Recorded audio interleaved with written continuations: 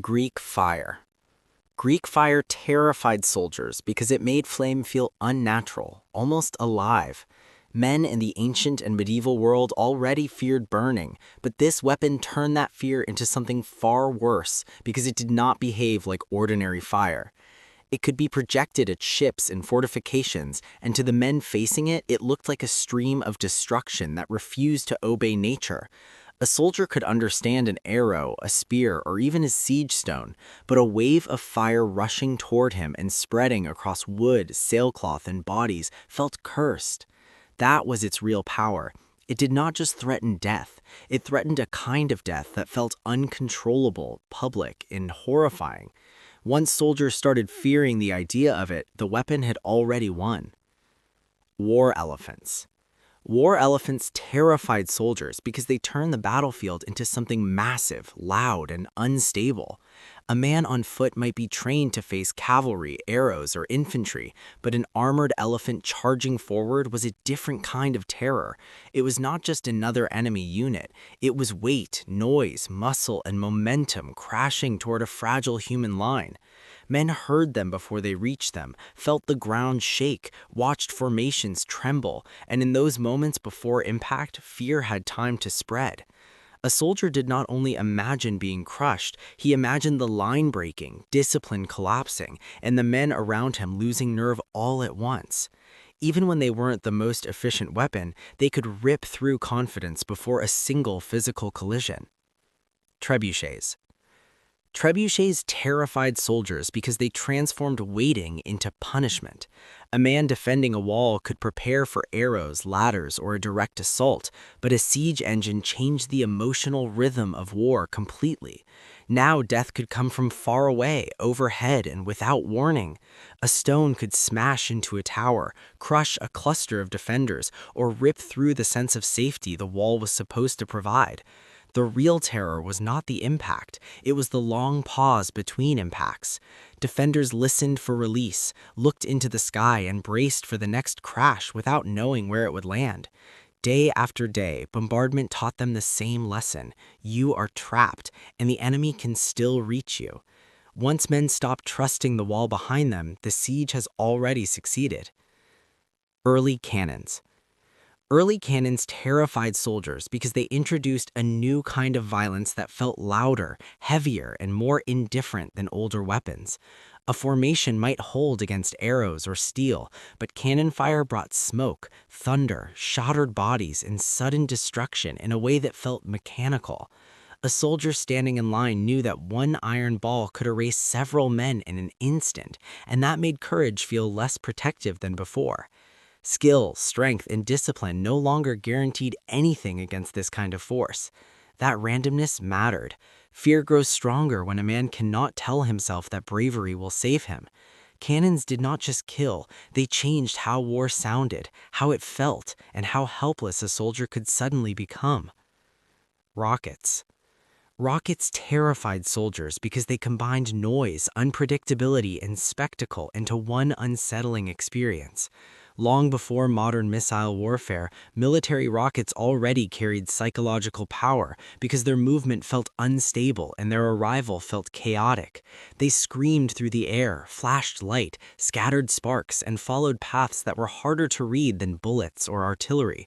A soldier can sometimes steady himself against a danger he understands, but rockets were harder to predict, and that made them unnerving.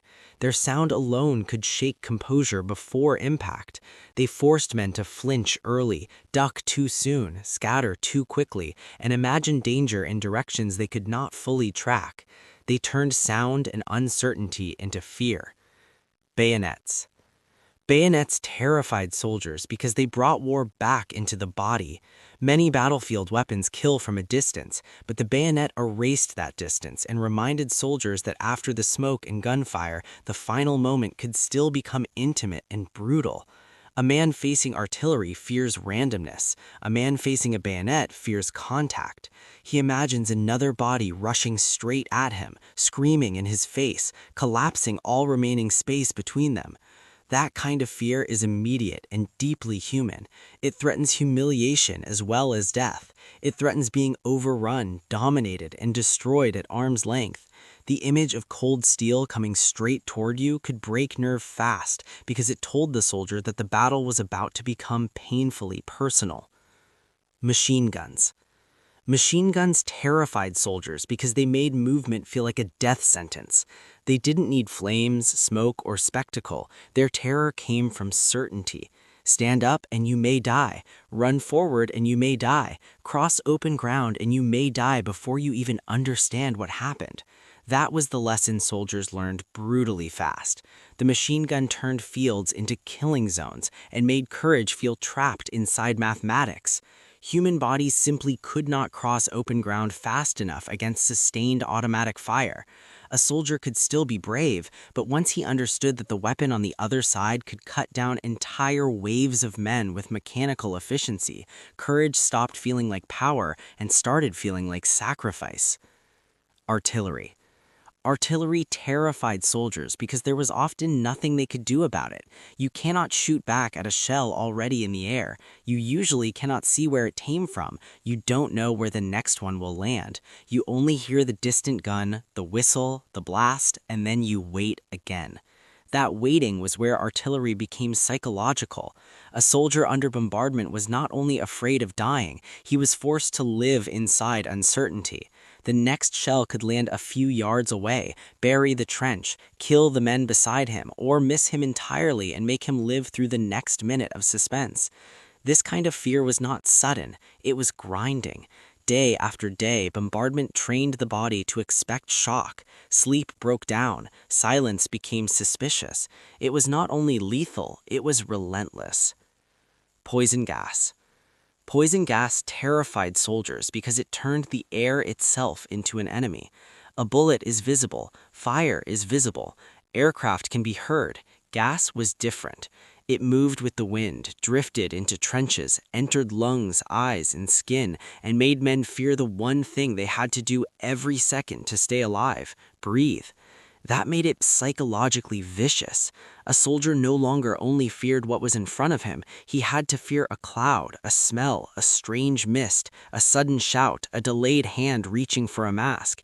He had to wonder whether the air around him had already changed from life into danger. Even when the gas cloud passed, the fear remained, because it had already corrupted the environment itself. The air could now betray you. Flamethrowers.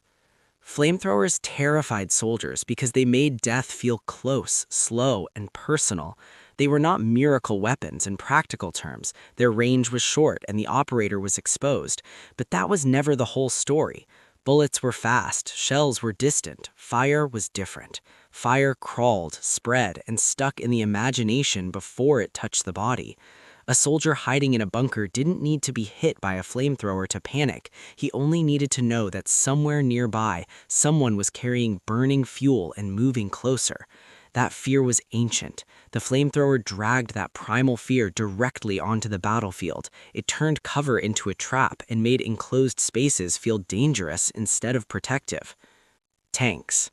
Tanks terrified soldiers because they made the battlefield feel unstoppable. When tanks first appeared, they brought a machine that seemed to ignore many of the things infantry had trusted before. Small arms fire bounced off, barbed wire could be crushed, trenches suddenly looked less permanent. To a soldier on foot, the tank could feel less like a vehicle and more like a moving wall of steel, noise, and pressure. What made it frightening was not only that it killed, it was that it kept coming. A man had time to watch it advance, to wonder whether his rifle mattered, whether the machine even recognized him as a threat. They didn't just threaten death, they threatened irrelevance. They told infantry that the battlefield no longer revolved around human bodies at all. Stuka dive bombers. Stuka dive bombers terrified soldiers because they used sound as part of the attack. The Stuka was not just a bomber, it was a psychological event. Its screaming dive turned the sky into a warning signal, and those few seconds between the sound and the impact mattered more than people think. A soldier on the ground heard that rising scream and immediately started imagining where the bomb would land, whether it was for him or the men next to him. His body reacted before his mind could process it. That waiting became part of the weapon. The Stuka made soldiers feel exposed, watched, and chosen before the explosion even came. The sound reached the mind first, and by the time the bomb landed, the damage had already been done. Landmines and booby traps. Landmines and booby traps terrified soldiers because they made the ground itself untrustworthy. A soldier can scan a hill or return fire at a visible position, but a mine does something more corrosive.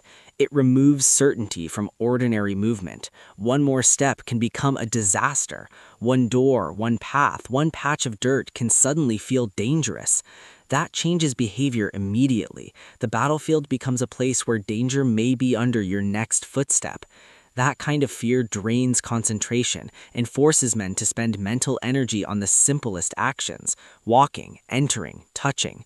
Even when no mine explodes, the fear remains active. They taught soldiers that death could hide inside the most routine moment.